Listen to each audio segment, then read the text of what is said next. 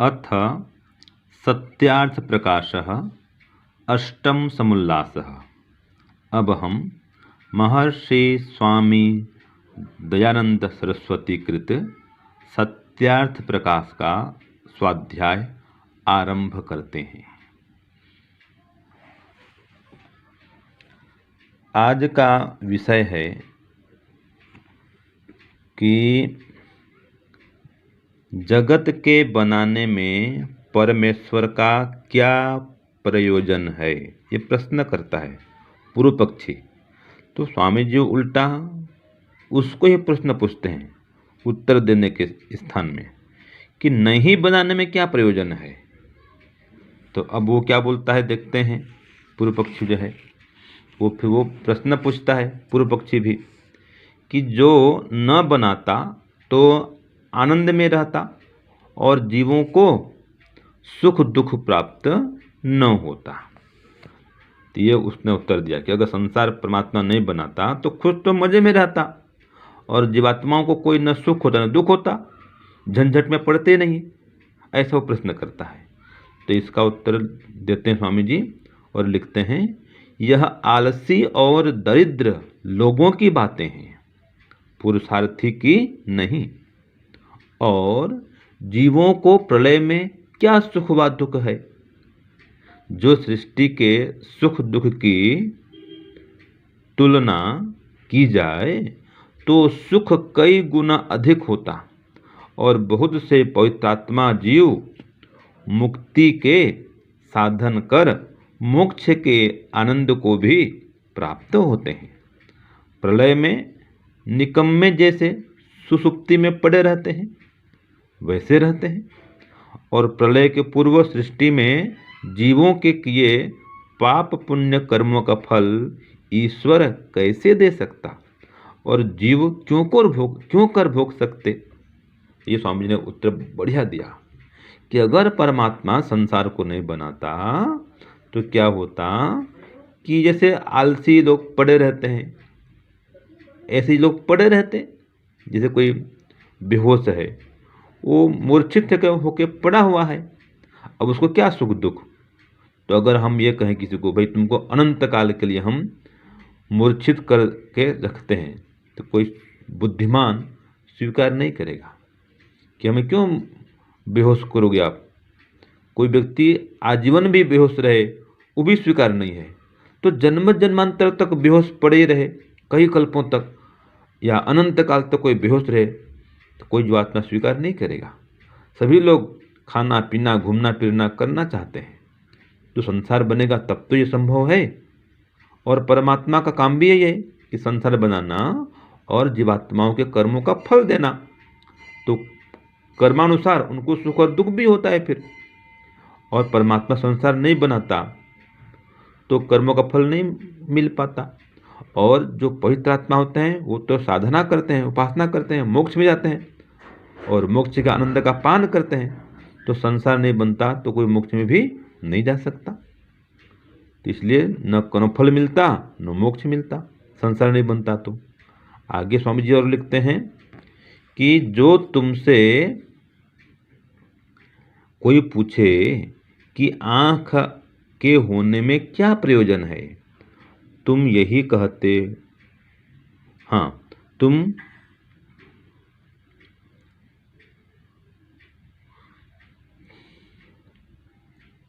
तुम यही कहोगे, देखना हो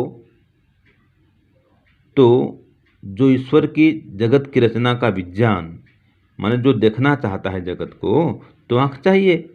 तो जगत की रचना का विज्ञान देखना हो और परमात्मा में जो बल है क्रिया है उसका अनुभव करना हो तो संसार तो चाहिए।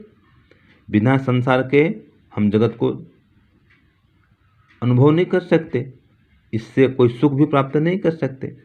और परमात्मा में जो बल है क्रिया है कोई इसका उपयोग भी नहीं, तो उसका क्या प्रयोजन बिना जगत उत्पत्ति किए। इसलिए परमात्मा जगत बनाता है तो हमको एक तो परमात्मा की शक्ति का, उसके सामर्थ्य का पता चलता है। और दूसरा ये भी है कि जो परमात्मा के अंदर न्याय है, दया है, ये सब गुण हैं। ये गुण तभी सार्थक हो सकते हैं जब जगत को बनावे और उसका अनंत सामर्थ्य है। तो जगत की उत्पत्ति, स्थिति, प्रलय और व्यवस्था करने से ही उसका जो सामर्थ्य है वो सफल होता है।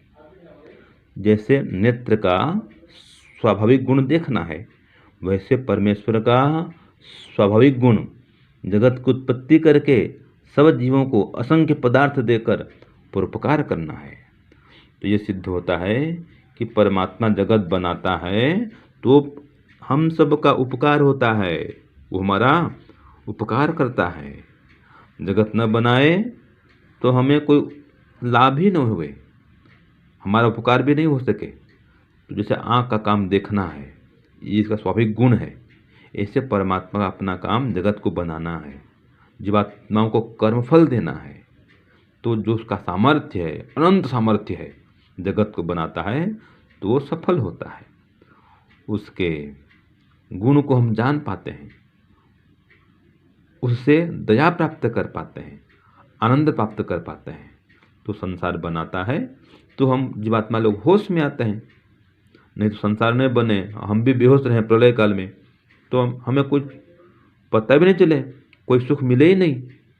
तो परमात्मा हमको सुख देने के लिए, संसार का भी सुख मिले हमको और फिर साधना उपासना करके हम मोक्ष के सुख को ही प्राप्त करें, इसके लिए परमात्मा संसार को बनाता है। इसमें उसका अपना कोई स्वार्थ नहीं है। ओम शांति ओम सम। प्यारे भाइयों बहनों, सादर सब प्रेम नमस्ते। तो हमारा यहाँ प्रश्न चल रहा था, उसका उत्तर पिछली बार सिद्धांति ने दे दिया। अब हम भाग 18 पर आ गए हैं, जिसको अभी स्वामी शांतानंद जी से आप सुन रहे थे। बहुत ही अच्छी तरह से उन्होंने उसको पढ़ करके सुनाया कि महर्षिदयानंद सरस्वती क्या कहते हैं। तो ये यहाँ पर पूर्व पक्ष ने नया प्रश्न उठाया है कि अगर ईश्वर जगत न बनाता तो क्या होता, अर्थात जगत के बनाने में परमेश्वर का क्या प्रयोजन है। तब फिर सिद्धांती महर्षि दयानंद सरस्वती कहते हैं, अच्छा मैं आपको प्रतिप्रश्न कर रहा हूँ, प्रश्न के ऊपर प्रश्न को कहते हैं प्रतिप्रश्न कर रहा हूँ कि नहीं बनाने में क्या प्रयोजन है। तो पूर्व पक्ष कहता है जो न बनाता तो आनंद में बना रहता और जीवों को सुख दुख भी प्राप्त नहीं होते। तब उत्तर सिद्धांति देता है, इसको मैं काव्य में कहती हूँ, बड़ा मस्त है और ये भजन के रूप में भी बना दिया है मैंने।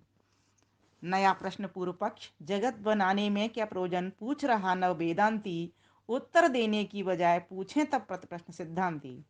तो सिद्धांती कहता है नहीं बनाने में क्या प्रयोजन, नहीं बनाने में क्या प्रयोजन, जीव पड़ा बेहोश ही रहता। तो पूर्व पक्ष कहता है नहीं बनाता तो आनंद प्रभु, जीव भी सुख दुख तो नहीं होता, जीव भी सुख दुख तो नहीं होता। तो अब सिद्धांती कहता है, देखो कितना सुंदर भजन के तरीके से आप इसको याद कर सकते हैं, मैं डिस्क्रिप्शन पर लगा दूंगी। आओ हम बतलाएं तुमको किस लिए जगत ये बनाता हूँ, जिससे हो कल्याण जीव का भोग अपवर्ग कराता हूँ। आओ हम बतलाएं तुमको, आओ हम बतलाएं तुमको किस लिए जगत बनाता हूँ, किस लिए जगत बनाता हूँ, जिससे हो कल्याण जीव का भोग अपवर्ग कराता हूँ। यदि मैं जग ये नहीं बनाता, जीव नहीं फिर होश में आता, मेरा बल और कीर्ति पराक्रम कभी नहीं कोई समझ भी पाता। नहीं आलसी और दरिद्र में पुरुषार्थी कहलाता हूँ, जिससे हो कल्याण जीव का भोग अपवर्ग कराता हूँ। ये ईश्वर कह रहा है कि मैंने संसार को क्यों बनाया है, जिससे कि सभी जीवों का कल्याण हो, अन्यथा तो वो बेहोश पड़े रहते।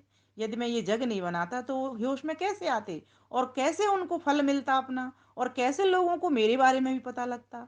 मैं कोई आलसी दरिद्र तो हूँ नहीं कि पड़ा रहूं, मैं तो पुरुषार्थी हूँ। तो ये परमेश्वर कह रहे हैं, जीवों के सुख दुख की तुलना प्रलय से सृष्टि में देखो, सृष्टि में कई गुना अधिक सुख और मोक्ष भी तो देखो। अगर तुम तुलना भी करना चाहो तो भी कर लो, क्योंकि प्रलय में तो वैसे ही बेहोश ही पड़े रहते हैं, तो क्या सुख उनको क्या दुख।